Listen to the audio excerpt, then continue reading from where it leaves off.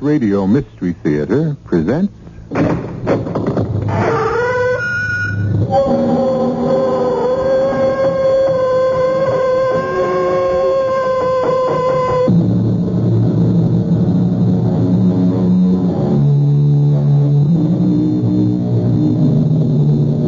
Come in. Welcome. I'm E.G. Marshall.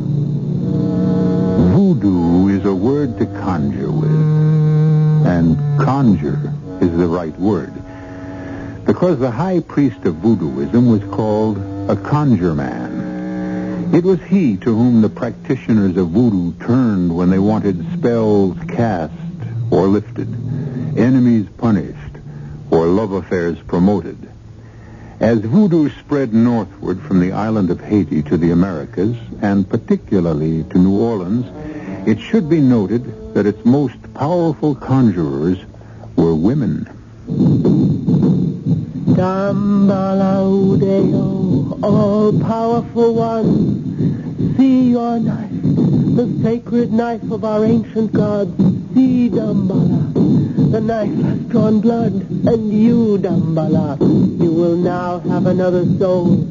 Oh, Dambala, look with mercy and kindness upon this servant who will continue to serve you faithfully, now and forever.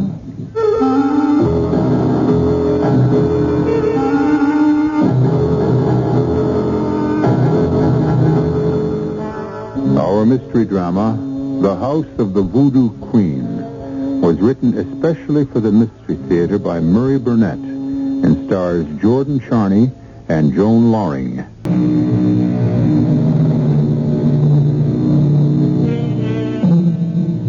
All of us have pictured in our imagination the perfect dream house. The castle in Spain, or the little cottage on the mountaintop overlooking that blue lake in the Green Valley.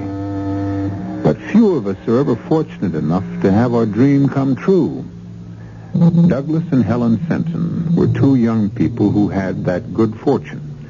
And as we first meet them, they're having the happy experience of being shown through their perfect house in New Orleans, which they've acquired through the death of an uncle Douglas Fenton never knew existed.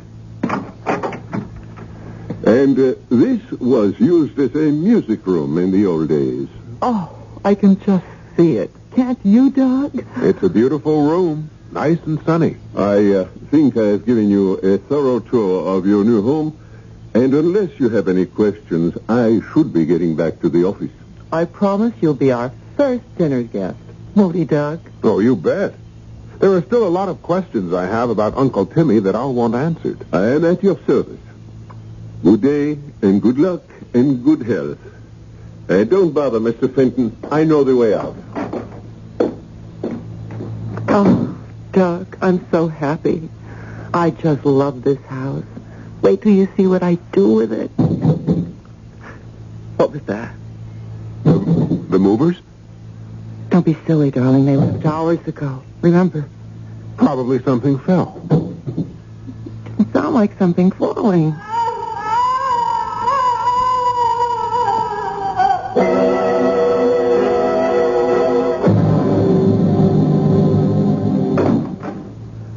Who's that? Oh, Doug. I'm so glad you're home. How did it go today, darling? Any better? I really can't tell you, Doug, because I'm so ashamed. But I didn't stay home.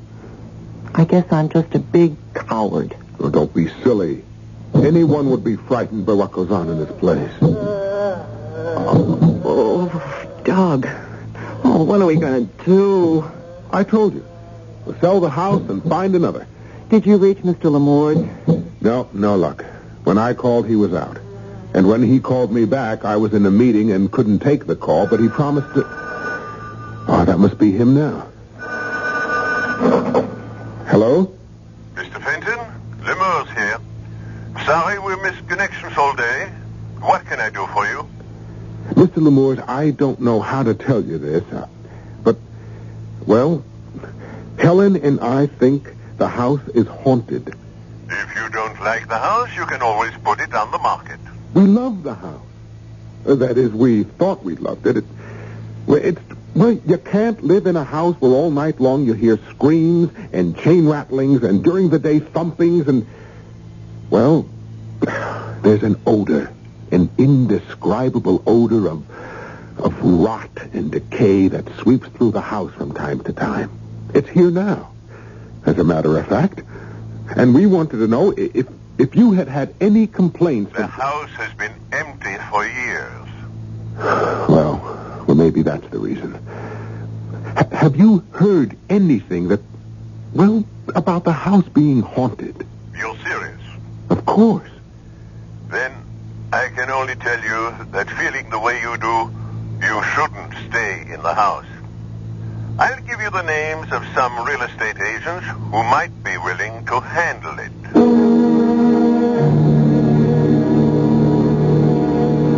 Have a seat, Mrs. Fenton. Tell me how I can help you. Well, we have a house we'd like to put on the market. Well, of course. Would you give me the location? It's in an old neighborhood. 66 Delacorte Street. Yes, I know the house. I thought it was vacant. Well, we just moved in. My husband's uncle left him the house, and we decided to move to New Orleans and live here. Miss Fenton, I'll be honest with you. The house has a bad reputation. I don't understand. I think you do. Any honest real estate agent would have to warn a prospective buyer that there are definite problems connected with your house. Of course. I understand that. Well, then you also understand I'd have to offer the house way below the market value. How far below? I don't think I could ask more than $20,000. $20,000? My husband and I wouldn't be interested at that figure. Thank you for your time. Oh, not at all. If you change your mind, you know where to find me.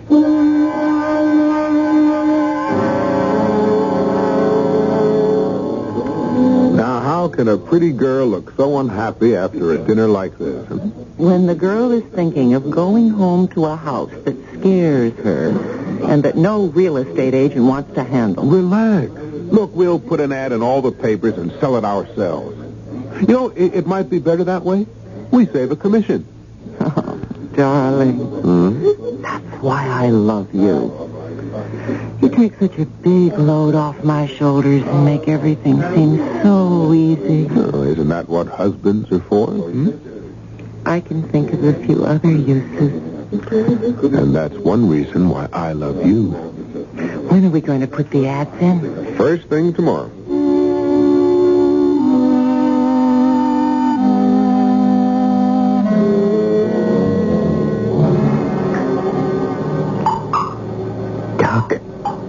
Doug. Wake up. What? Doug. Did you leave our faucet on? What? The water. Don't you hear it?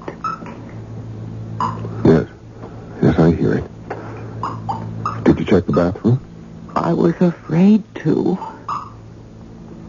Anyway, it certainly doesn't sound as if it's coming from the bathroom. No, it seems to be right over the bed. Ow! I can't stand it, Doug. Can't you do something? I don't know what to... Tell it to go away, whatever it is. Do you think that would work? We should call the police. Oh, I would. I would if I felt they could help. Whatever it is hasn't hurt us, only annoyed us. So I think maybe if we show we're not bothered, the noises and the smells will stop.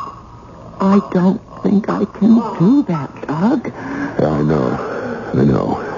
That's why we put the ads in the papers. Doug, hold me. Hold me close. What's that? Look, it's ghosts. They've come to the front door. But who could come at this time of night?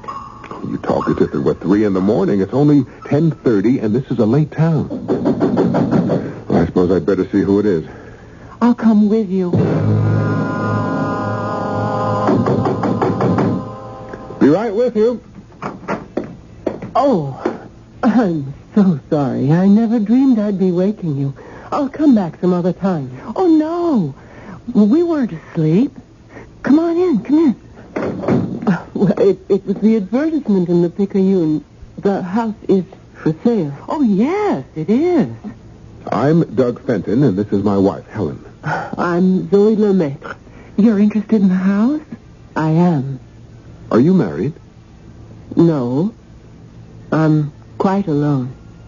But this is a large house. The ad described how many... Darling, I'm sure Miss Lemaitre knows how large the house is. She's interested. I know the house is large, but I'm hooked on antiquities. I think before we actually get down to business, I should tell you. I know all about the reputation this house has in this city. You do? I do. And you still want to buy it? If I can afford it. And I think that the only way you're going to dispose of it is to sell it very cheaply. Miss Lemaitre, just how cheaply are you thinking? Or aren't you prepared to make an offer? Oh, I'm not only prepared. I brought this certified check along. You've made up your mind. Here it is. Oh, wow. Massey? $7,800.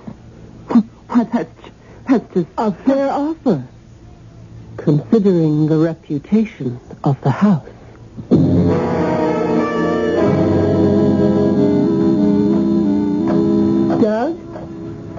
Doug Fenton? Miss Lemaitre?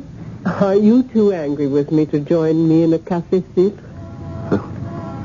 It's my wife who's angry. Oh. I never can stay mad at girls as pretty as you. Thank you.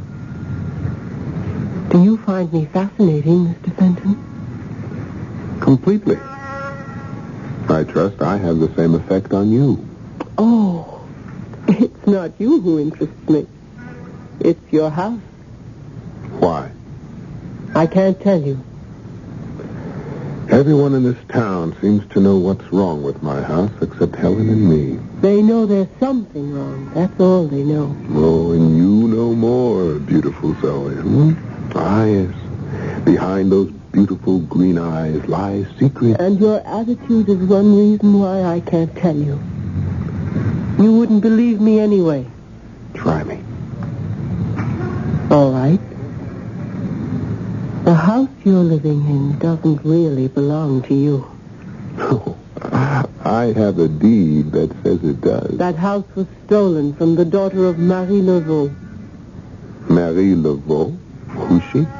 The most powerful Bokor in the history of voodoo.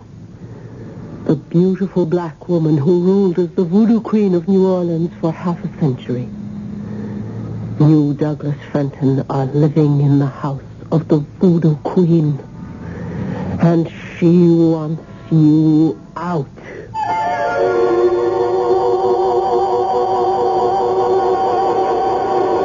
When a landlord wants to evict a tenant, the tenant can always take his case to court.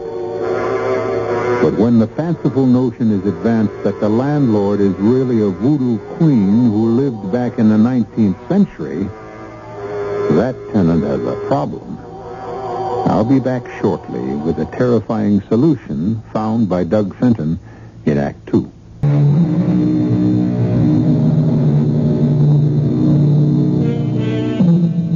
Voodoo is an African religion which has been variously described and downgraded by such descriptive phrases as black magic, mumbo-jumbo, or a mess of meaningless ritualistic incantations practiced and believed in only by the ignorant and superstitious.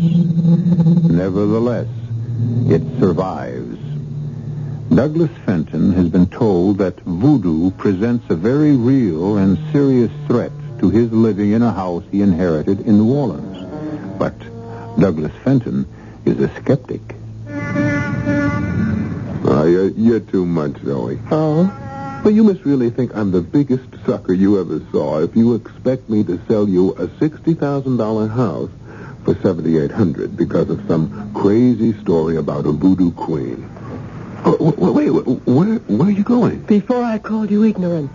Now I know you're a fool. And I don't like fools. Sit down. Go home, Douglas. Go home to your pretty, silly wife. And the two of you can sit and laugh at Marie Laveau. But in the night when your blood runs cold and a nameless terror shakes your bones, remember me.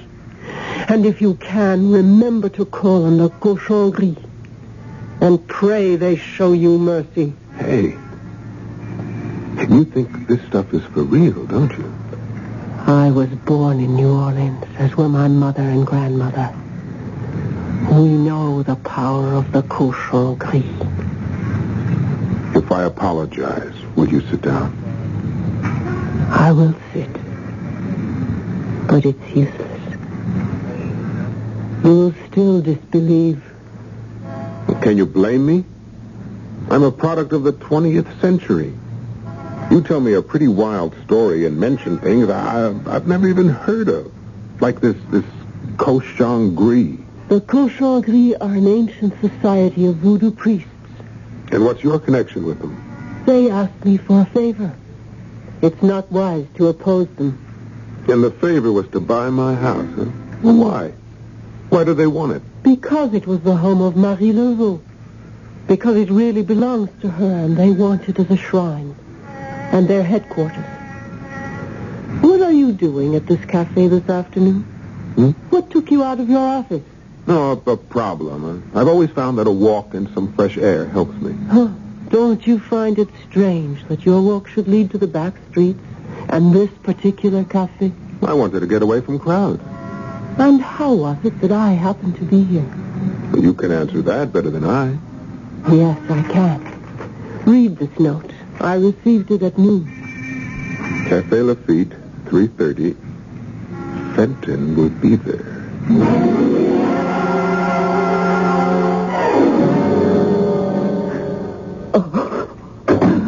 Helen? Helen, darling? Helen, what's the matter? Oh, Doc. Oh, so glad you're home. So glad. Look there on the floor. What the devil is it? What does it look like? Like a chicken that has had its neck wrung. That's what it is. I found it on our doorstep. Along with the chicken, I found this. This looks like a child's drawing of some kind of snake. No, not a child, Doug. Not a child. Now, according to the police, these are voodoo symbols. Have you ever heard of voodoo? Strange that you should mention that. I had a crash course earlier today. What?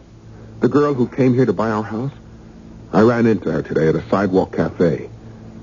She seemed to know a lot about it. She told me... Yes? No, it's not important. What did the police say? Well, these were voodoo symbols, that they may be the work of a prankster, or it might be a believer.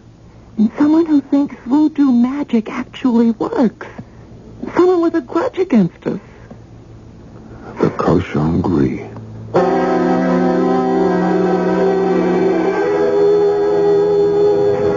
I hoped I'd find you here. Why, Mr. Fenton, what a surprise. Look, don't try to put me on. You probably have a piece of paper on you somewhere that reads Cafe Lafitte, 822. Fenton will be there. You're really rather charming, you know, Doug. Well, I try. Particularly when someone looks like you. I've never met a girl who even came close to you in looks. I think you've bewitched me. Of course. But what have you done to me? Put a love spell on me. I think you're trying to tell me something. And if I am? We should find a more private place.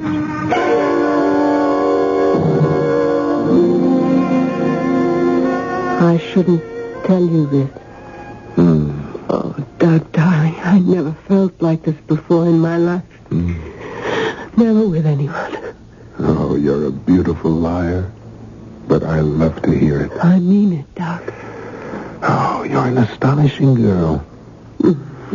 Really? We've been here for 2 hours, and you've never once mentioned my wife. Oh. Should I have? Let's just say it's unusual. Oh. You're an experienced adulterer. Ouch. Now, why did I bring her name up? I don't know. I do. It's because I'm worried about the things she finds on our doorstep. What sort of things? Well, a chicken with its neck wrung. A piece of cardboard with a crudely drawn snake. Oh, yes, that means something to you, doesn't it? Spells. They're put in or near people's houses for a purpose. And they mean something. Of course. I'm almost afraid to ask. You should be. The chicken with its neck wrung means death. Helen? Helen, are you all right? Yes, Doug, darling, I'm fine. Oh. Well, how was today, huh? I mean, Well, if you mean, were there any other little presents left on our doorstep? No. Well, that's good news. Maybe they've stopped. I won't complain. After all, you're home early tonight. What does that mean? Oh, nothing, really. It's just that you've been working so late at the office so often, and I realize that I'm not as attractive as I used to be, and also I guess I'm not much Yeah, fun. I hate to hear you talk like And I that. hate to talk like that. Maybe I wouldn't if... If what? I know how attractive you are, and there are a lot of beautiful women in the world, and... Oh, please, this isn't necessary, Helen. I'm afraid it's very necessary. Will you stop seeing Zoe Lemaitre?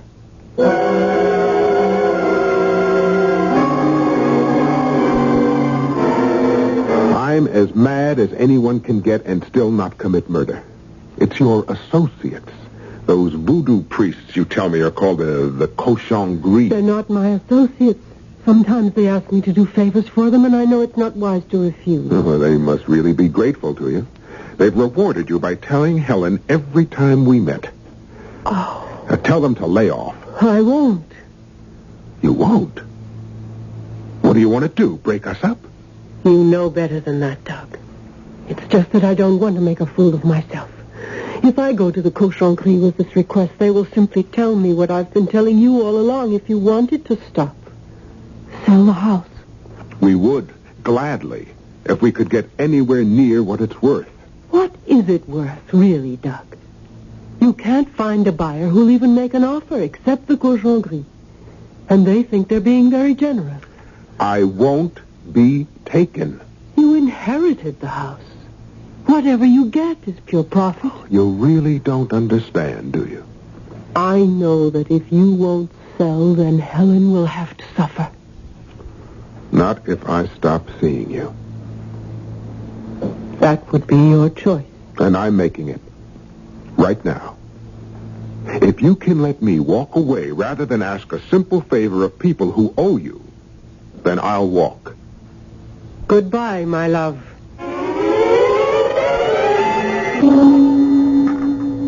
Have I told you it's nice having you home for dinners again? You have? You're bored with me. No. With myself. And you're going to have me home a lot more from now on. That's very good news. I'm not so sure about that. I've lost my job. You're kidding. I wish I were. But they called me in yesterday with all sorts of excuses about cutbacks and economies and... Well, I'm out. I was the last man in, and now I'm the first man out. Let's sell the house and get out of New Orleans. Oh, Doug, don't you see? It will be wonderful. We'll be starting all over again.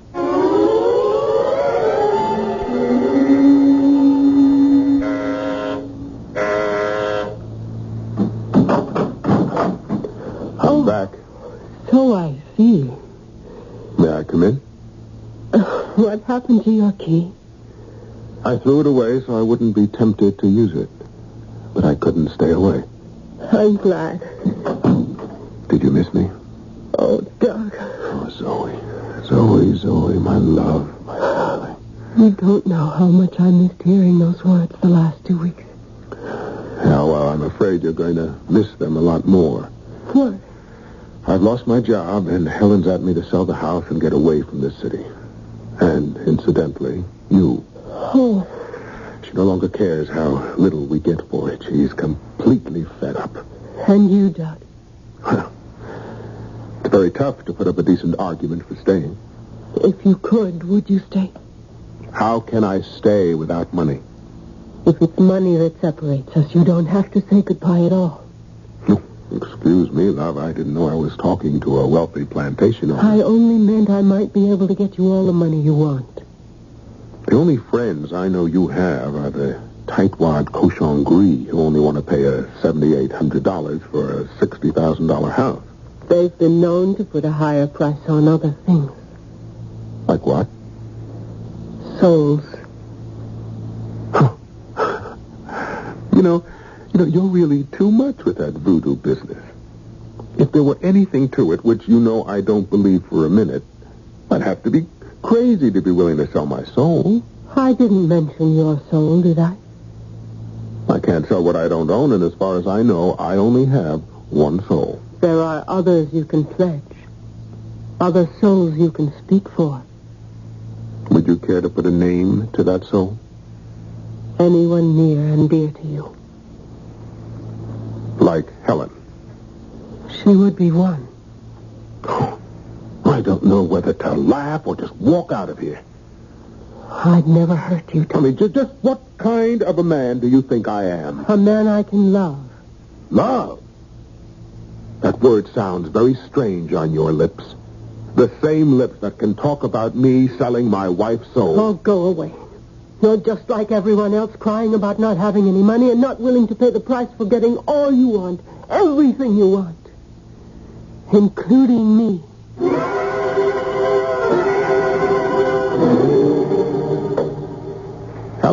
Helen, what are you doing? Packing. You can't seem to make up your mind, so I'm making it up for you. I told Mr. Vincent, the real estate agent, to take whatever he can for the house, and we're getting out. Tonight.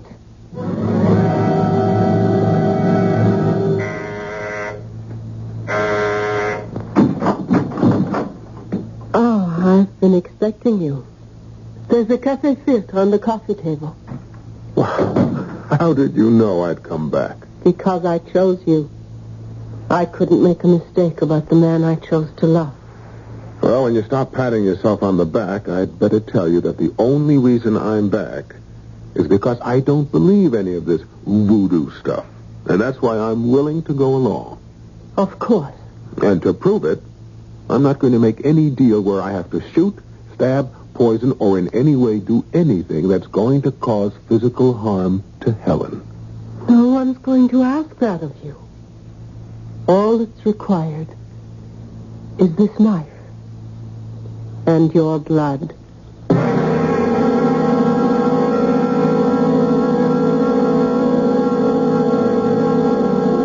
If you're in love with a beautiful girl who practices voodoo and believes that a drop of your blood drawn from you by a sacred knife will bring you luck, why not? And from there, it's just a short step to making deals about souls. Yours and even others. Because after all, it doesn't really work. Or does it? I'll be back in a moment with Act 3.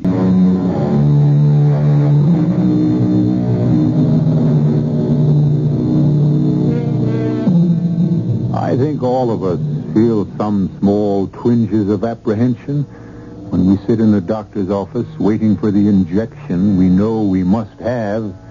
But how do you describe the feelings of a young man sitting opposite a girl he adores, who is wielding a ceremonial knife preparatory to drawing some blood?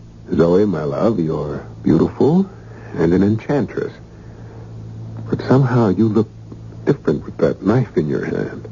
May I see it? Be careful. It's very sharp. And heavy. It's pure gold. I don't suppose you could use something smaller than this. It really looks lethal. I could use a lot of different things, but then this paper would be meaningless. Well, it's blank. At the moment. It won't be after you write your wife's name on it. Well, before I do that, what am I supposed to get? As much money as you need. Or want. Oh, suppose I said I want $1 million. The amount isn't important. Just trust me, and for 1 year, money will rain on your head in a golden shower. And what happens after the year's up? We'll cross that bridge when we come to it. What have I got to lose? Nothing. But before you write your wife's name, you know, of course, what she is losing. Yeah, I know. I'm pledging her immortal soul.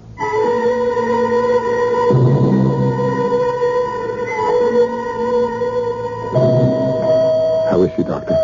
I'm afraid I don't have very good news for you, Mr. Fenton.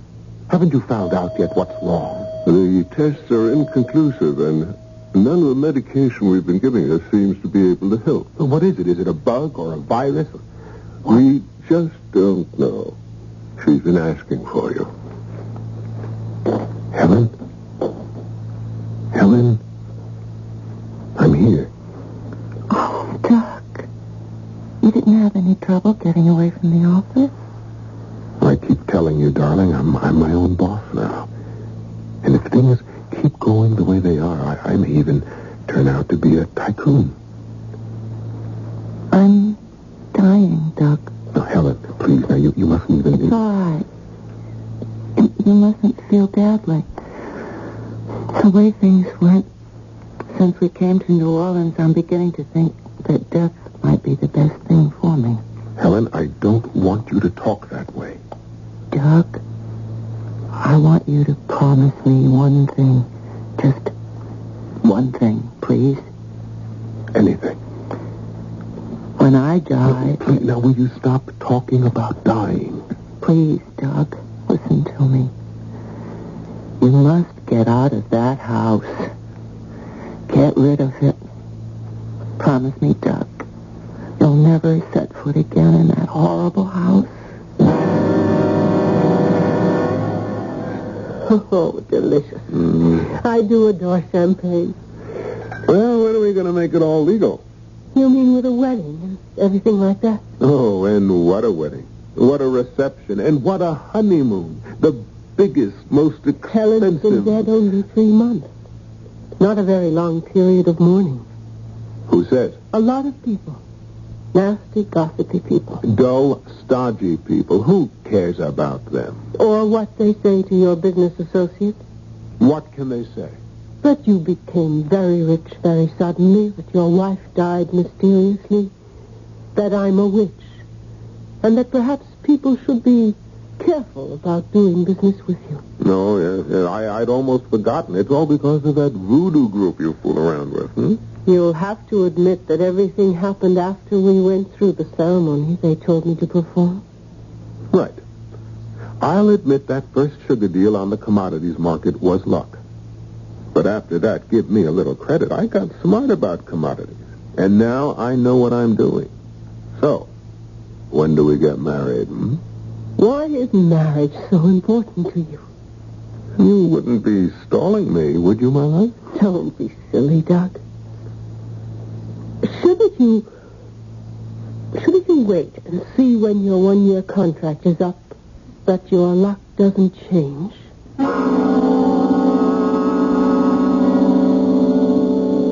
Come in, Lamour. Sit down. Your offices are most impressive, Fenton. Most impressive. You said that you wanted to see me on a matter of utmost urgency. That's right. First, I owe you an apology. For what? For my cowardice. I don't know what you're talking about. The facts about your uncle's house, which I knew and withheld from you deliberately. No. Forget it. I'm out of the house, and you have nothing to reproach yourself for. I had heard you sold the house, and I also know the price. That suggested to me that you still had your reasons for... No, I just didn't want the trouble of looking around for buyers. I grabbed the first offer I got. From Miss Lemaitre? Something wrong with that? I will be brief. I didn't tell you and your wife the history of the house because I was afraid of the cochonnerie, afraid of the power of voodoo. Fenton, you're in danger. Me? Yes. How did your wife die? Some unknown virus. Some kind of fluke, the doctor said. Don't you think that's strange? An unknown disease in this day and age? Look, Lamour, you can believe what you want, but leave me out. I can't. Because of your relationship with Miss Lemaitre. I beg of you one favor. Tonight, come with me and meet Louis Castin. It may be your only chance to save yourself. I don't feel any need for salvation. Now, if You've heard of Louis? Never. Louis Castin is a 90-year-old Cajun who's lived all his life in the bayous. He knows more about voodoo than any other human being. What are you doing? Helping you out of my office since you won't leave when I ask you to. I'll gladly go if you'll tell me you haven't let her talk you into making some kind of silly bargain. Why did you say that?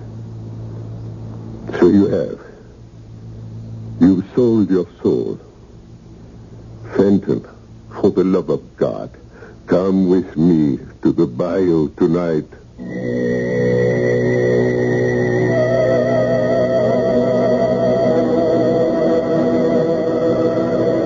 Louis, this is Douglas Fenton. I hope we meet in time. No? I'm here only because Mr. Lamour's practically kidnapped me. Mr. Lamour has lived in Louisiana a long time. He knows much about voodoo and Cajuns. All right. What do you have to tell me? First, you tell me what you have done with the Bokor. What the devil is a Bokor? A very bad person. One who knows the darkest secrets of voodoo and uses them for evil ends. One who is pledged to Dambala Udeo, the great snake god. This all sounds like something out of the Middle Ages. No, Mr. Fenton. It is much older than that. Have you ever seen a knife like this? Maybe. I don't know. I've seen a lot of knives. But one like this you would remember, no? A pure gold knife with these writings. Well, what if I have? If you have only seen it, Mr. Fenton, that is well. But if it has drawn your blood, that is very bad. How come you know so much about all this voodoo ritual? I had a wife. I loved her much, yes. She loved other things more. She sold my soul, Mr. Fenton, sold my soul to Dambala Udeo. I found her just in time, and I defeated her and her Bokor. But I paid a price. I cannot use my limbs. You see, Mr. Fenton, I must sit here until the end. But Dambala Udeo and I, we will fight, you understand? And that's why you brought me here, Lamour, huh? Because you think I've fallen somehow under the spell of... The Bokor Zoe Lemaitre. We are going to be married. When? We haven't set the date, but she has agreed to marry me. She will not marry you. If, as I believe, she is Bokor, she will want to destroy you and take your soul. She will never marry. I know you're wrong. But, well, look, as long as I came here, what must I do if you're right? She must follow the ritual for the sacrifice. She will ask you to perform some ancient marriage rite to strengthen the vows. It will be a powerful voodoo, and she will need a drug. And she will ask you to drink. If you drink, nothing can save you. If she does ask me to go through the ceremony, is there anything I can do? You can use this knife. I give it to you. The gold knife. It is easily concealed in your clothing, as you see. And you will use it. But I thought you said that this knife could only be used by a Bokor. Oh, on a Bokor. Where were you last night, my love? You're not the only one who's jealous, you know. You never have to worry about me. You should know by now that I'm yours, my love, for life. Zoe, are we going to get married? Of course. When? Whenever you like. You mean that? You really mean that? You set the date. Today? Oh, really, Doc? You've got to give a girl a chance to get ready. All right. Well, how about Saturday? Saturday. Saturday sounds lovely. There's just one silly favor I'd like to ask. Oh, anything. What? Before the real wedding, with the minister and everything. I know it's superstitious, but you know you're Zoe.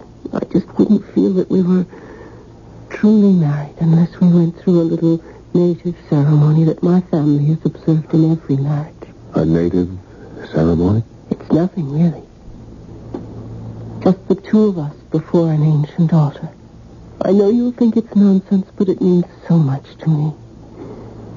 So much that I don't think I can marry you unless you go through with it.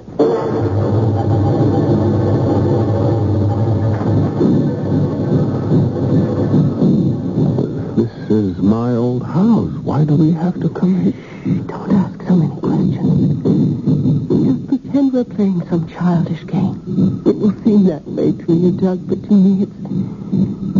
well, the way we've always done things. What's that? The altar. But that statue, He looks frightening, but it's just an old statue of a snake god that blesses every marriage. Zoe, please. You know I don't believe all this. Oh. Maybe you're used to the darkness and the candles and the drums, but... Here. Drink this and you'll feel better. What's that? A little ceremonial wine, darling. It was left on the altar for us. Drink it. Do you really want me to drink from that goblet? Yes. You insist? Darling, it's the only way. You will drink from me. If you come into my arms and hold the goblet to my lips. Now who's acting childish? It's the only way. All right. Here, dearest. Drink. But Doug, you're holding me too tight. Doug, the knife. No. Dumbo, help me.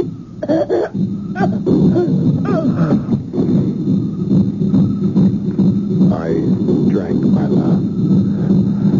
And now we'll be together always. Just the way you wanted it.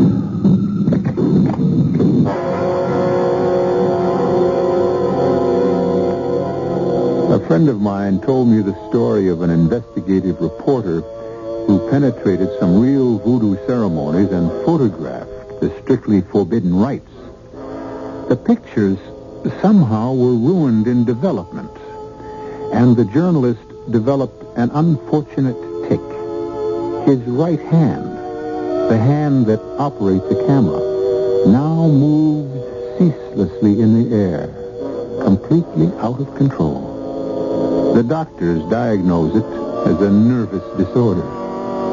But of course, they don't practice voodoo. I'll be back in a moment.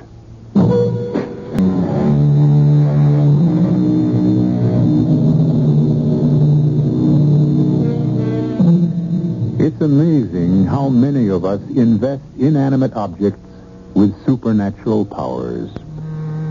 On the other hand, perhaps our superstitions are only faint memory traces, throwbacks to our ancestors who prayed to rocks and trees and mountains. Today, we've progressed beyond those beliefs. We're sure that inanimate objects are powerless. On the other hand, we're told that nothing is sure except death and taxes. And, of course, the fact I'll be here tomorrow. Our cast included Joan Loring, Jordan Charney, Renee Roy, Dan Ocko, and Gilbert Mack. The entire production was under the direction of Hyman Brown. And now, a preview of our next tale. After last night and today, I'm taking no chances.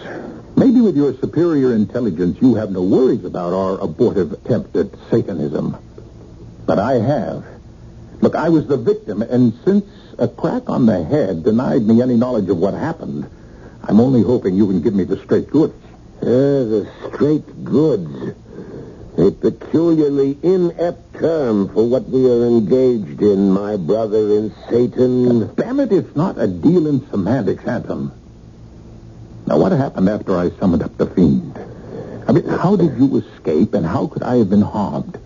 As long as I was safe in the magic triangle within the circle. I warned you to keep your feet still. If you touch any part of the circle itself or the triangle within it, you are at the mercy of all the devils in hell. Radio Mystery Theater was sponsored in part by Anheuser-Busch Incorporated, Brewers of Budweiser, and Buick Motor Division. This is E.G. Marshall inviting you to return to our Mystery Theater for another adventure in the macabre. Until next time, pleasant dreams.